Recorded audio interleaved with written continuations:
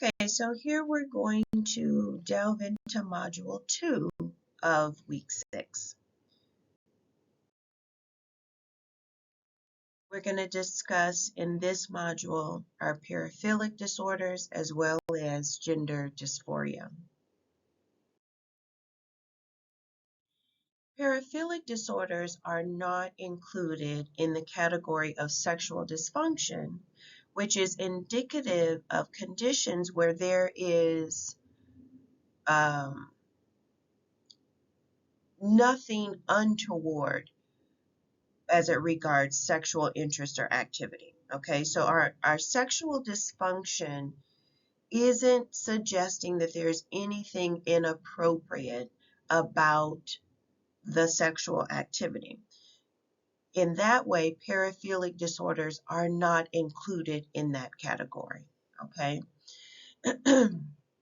they do still have to do with sexual interest, but it entails arousal or desire or gratification that is atypical, extreme, or socially inappropriate.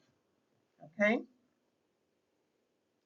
Paraphilic disorders denote intense and persistent sexual interest other than the sexual interest in genital stimulation or preparatory fondling with a physically mature and phenotypically normal human consenting partner.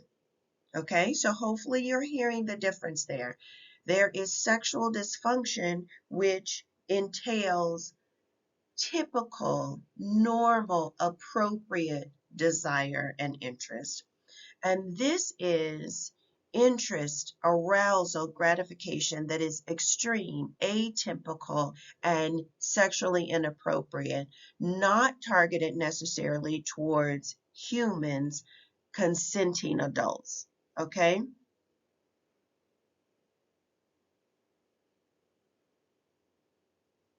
Paraphilia primarily is concerned with erotic activities. That's your spanking, your cutting, your binding, your strangulation, and other concern erotic targets. Children, corpses, amputees, like as a class of people, or non-humans, horses, dogs, inanimate objects, okay? Assessment may entail gauging the strength of the paraphilia in comparison to the person's normophilic interest or their normal, typical, what we would consider typical or normophilic sexual interests and behaviors. So, is it weaker than? Is it stronger than? Is it equal to? And this certainly has value when criterion B is questionable, that being the distress around this impairment, okay? So again, normophilic are those normal sexual interests. Your paraphilias deal with erotic activities, okay? And then inappropriate erotic targets or non-human objects. A paraphilia may or may not require clinical intervention, and diagnosis should be reserved for individuals who meet criteria A, the presence of the qualitative nature of the paraphilia, exposing themselves, erotic focus on children, for example, and criteria B. So diagnosis is reserved for individuals who meet criteria A, which is the presence of a paraphilia, and for criteria B, where there are negative consequences like distress, impairment, or harm to others. I'm noting the and there because a person could have a paraphilia but not have criteria B.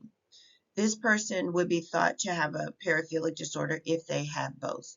So for instance, criteria is present, criteria A is present, but not B, then the person would be known to have that paraphilia, but not a paraphilic disorder. I'll repeat that. If, for instance, criteria A is present, meaning there is a paraphilia, but criteria B is not present, then the person would be known to have a paraphilia, whatever it is, but not a paraphilic disorder. I agree that this seems a bit like, oh, we seem to be like splitting hairs here.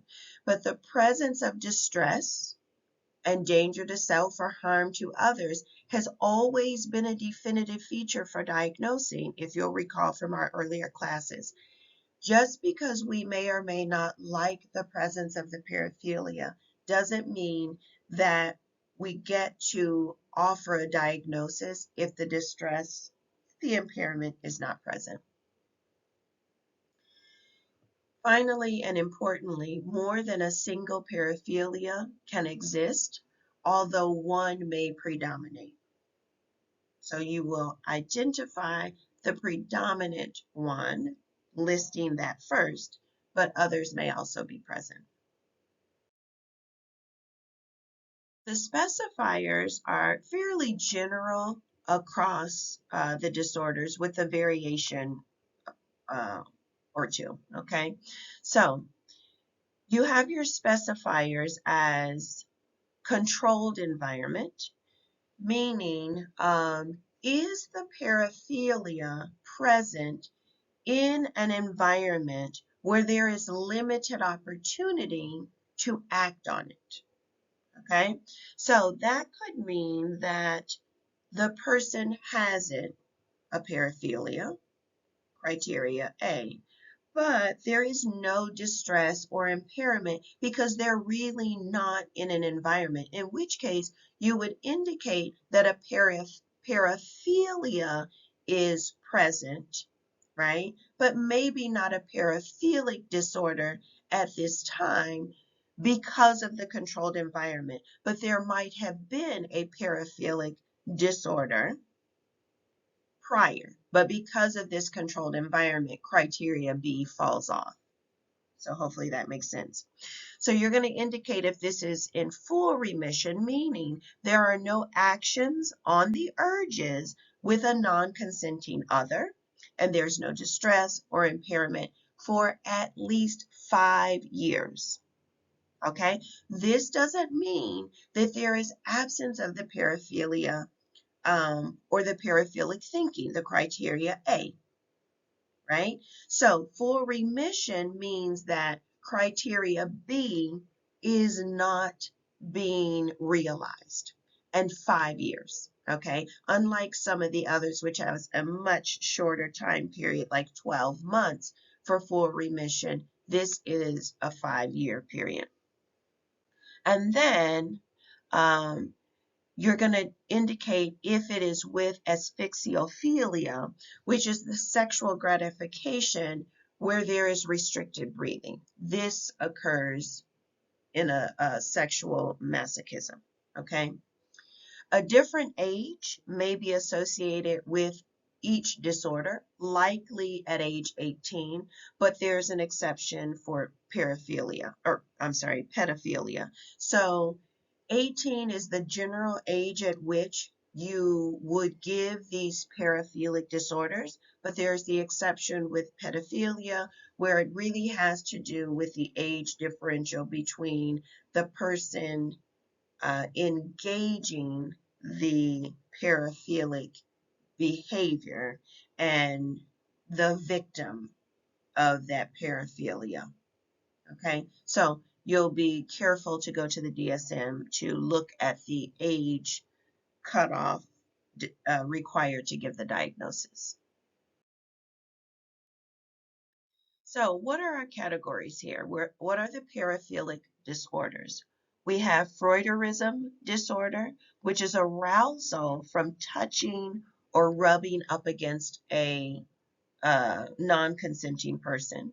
You have exhibitionistic disorder, which is exposure of the genitals to unsuspecting people, and with exposure to children, uh, or either physically mature individuals or both. So you would designate that with this particular disorder. And then you have voyeuristic disorder, which is observing an unsuspecting person while they're disrobing or naked. Okay, now you'll notice that the DSM has sort of categorized these issues, and these top three, your Freuderism, exhibitionistic disorder, and your voyeuristic disorder, are considered courtship disorders, which may seem or feel odd, but these are behaviors that a person with a paraphilic disorder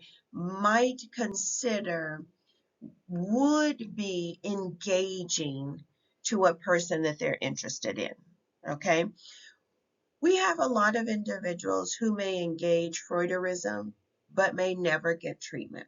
For example, there may be a lot of this sort of paraphilic acting out on crowded subways and buses where people are brushing up against other people, and the person who was brushed up against don't realize that there was sexual gratification on the part of the other person. But we can see how in certain circumstances this one could really go unnoticed, okay? It's hard not to notice an exhibitionist, but a voyeurism also could go unsuspecting, but the DSM says these are considered to be sort of courtship disordered behaviors.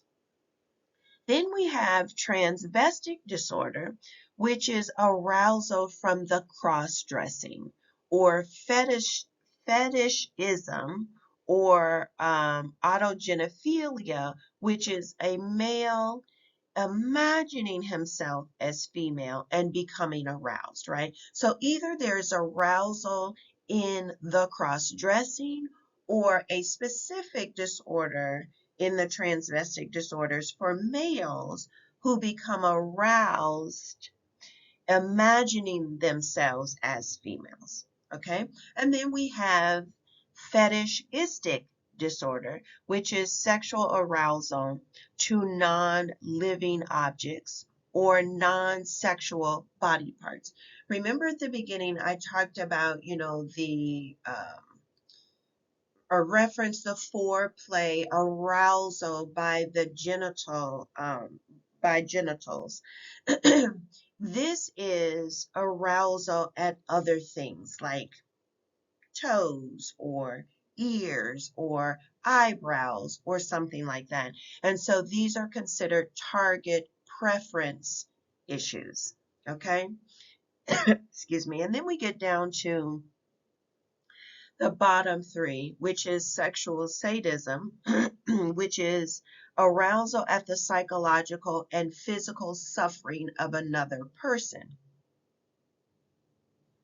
compared to sexual masochism, which is arousal at being humiliated or beaten or bound, or otherwise made to suffer. Okay, so sexual sadism is arousal at the suffering or humiliation of another person, whereas masochism is the arousal that comes at being humiliated, okay? And then we have pedophilia, which is atypical sexual interest in prepubescent children. These are issues that relate to pain and suffering. Okay, so we have these courtship issues, these target preferences, and then we have our pain and our suffering. Okay, so hopefully that helps you to sort of conceptualize and group the disorders in your mind. Of this grouping of disorders, I'm going to focus more attention on pedophilia. The paraphilia here has been present for at least 6 months with recurring fantasies, urges, or behaviors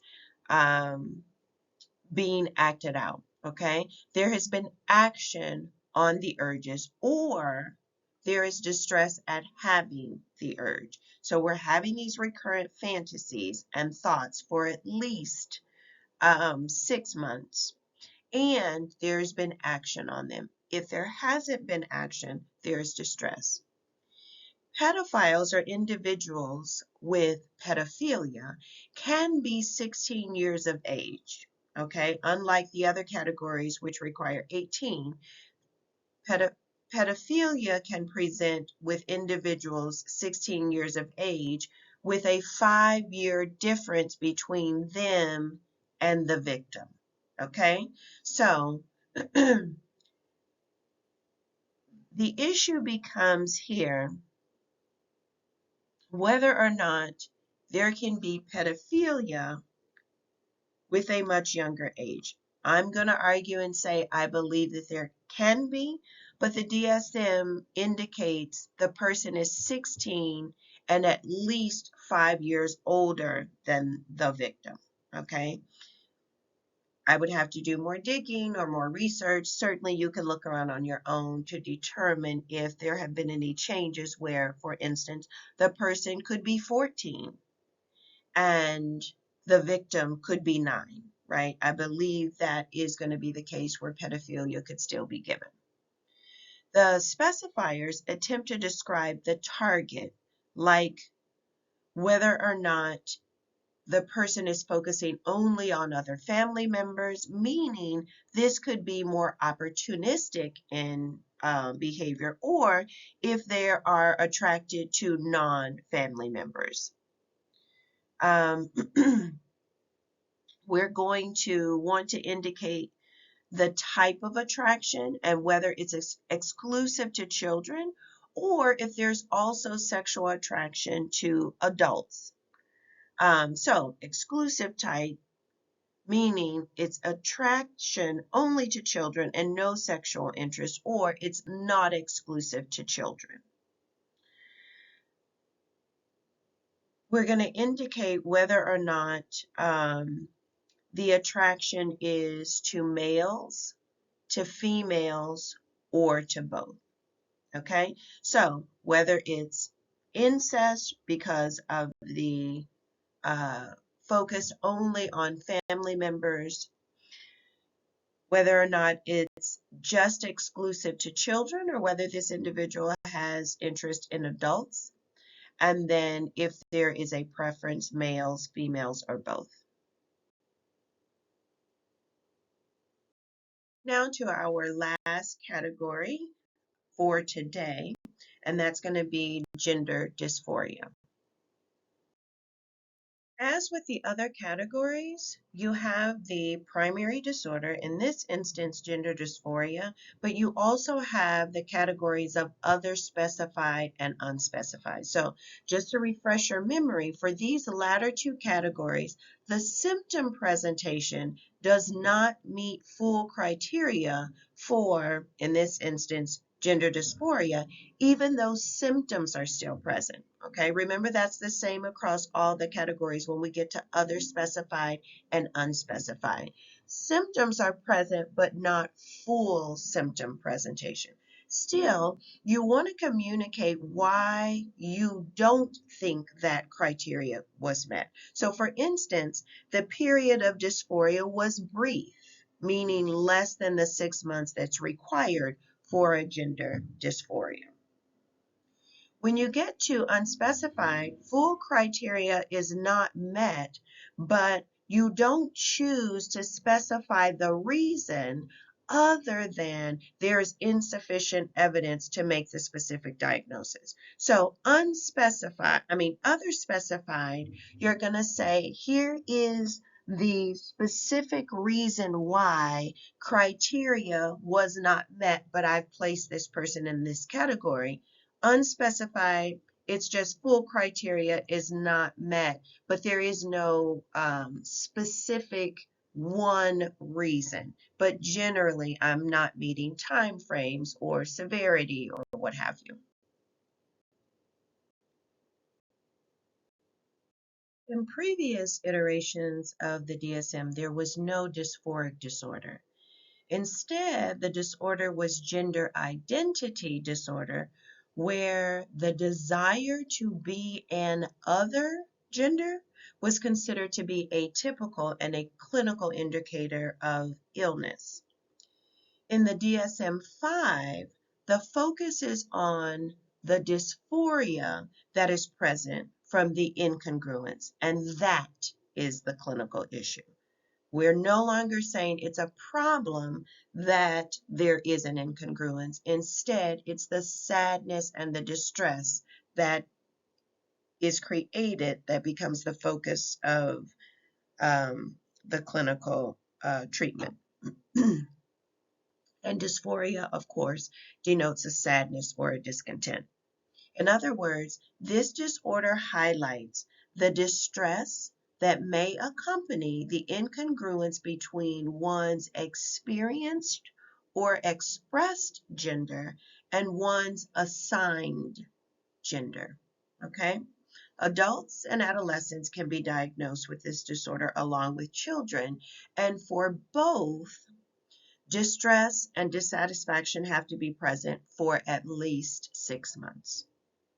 The general specifiers for gender dysphoria are with a disorder of sex development, meaning this person has some sort of a congenital medical issue, like a congenital androgenital disorder, and their dysphoria comes as a function of that. Or we would specify if this is post-transition, post the person living full-time in the desired agenda with or without the legalized change.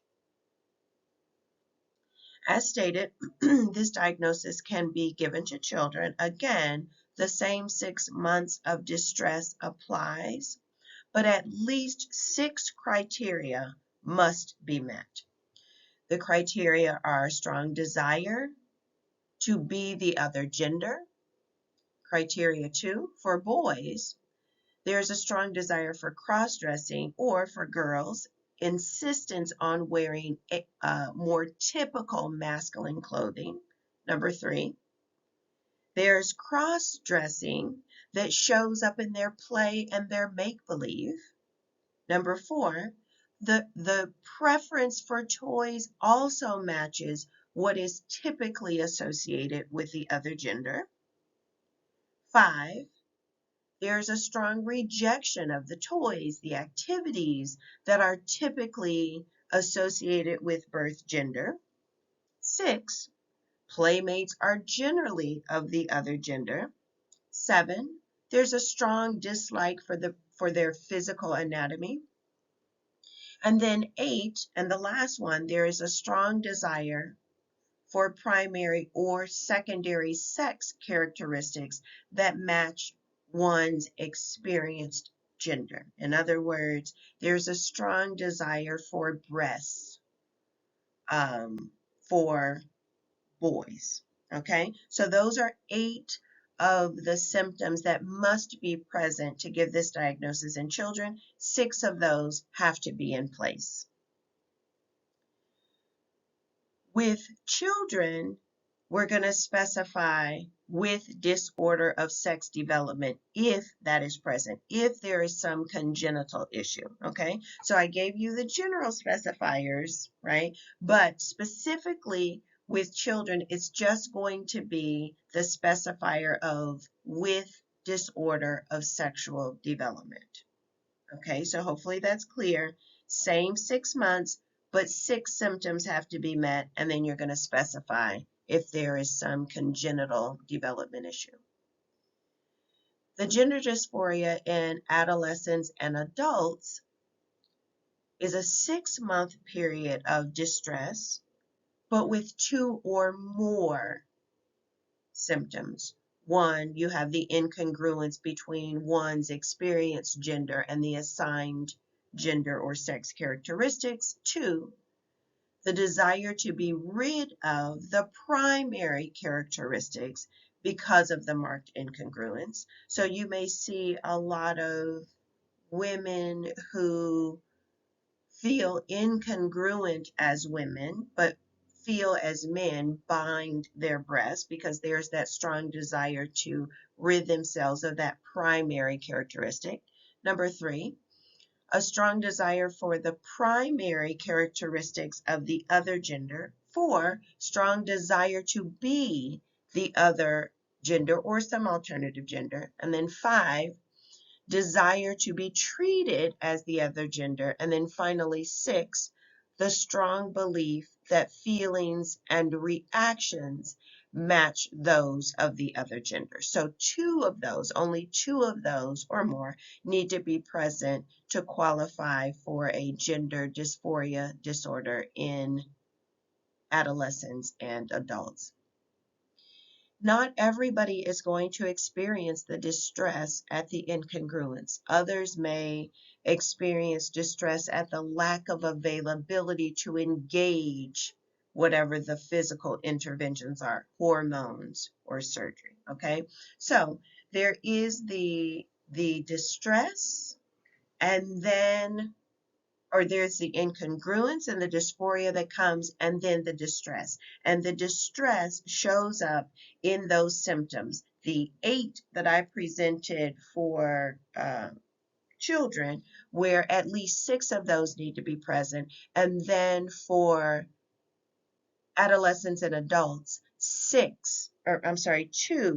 of the 6 symptoms of distress must be present for diagnosis.